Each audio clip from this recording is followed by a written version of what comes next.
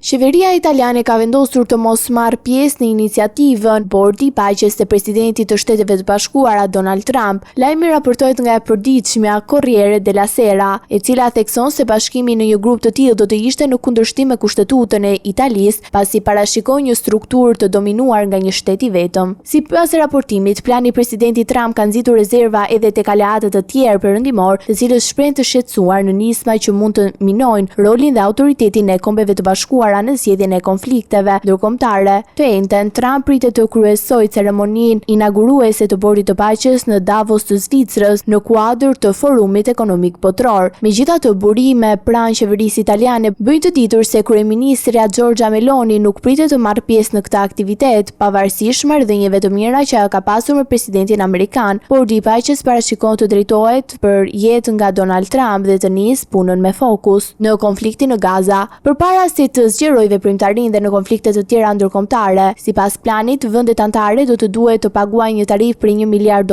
për të siguruar anëtarësim të përhershëm. Corriere thekson se kushtetuta italiane lejon pjesëmarrjen e një organizate ndërkombëtare vetëm në kushte të barabarta mes shteteve, kriter që sipas gazetës nuk përmbushet në këtë rast. Ftesa për të bashkuar Bordit të Paqes u është drejtuar e 60 vendeve, ndërsa deri më tani vetëm disa prej tyre, përfshirë Shqipërinë, Hungarinë dhe Izraelin, e kanë pranuar pa rezerva. Ndërkohë, reagime dhe shqetësime të shtesë kanë nxitur në faktin, sipas Kremlinit, ftesë për pjesëmarrjen që i është dërguar nga presidenti rus Vladimir Putin.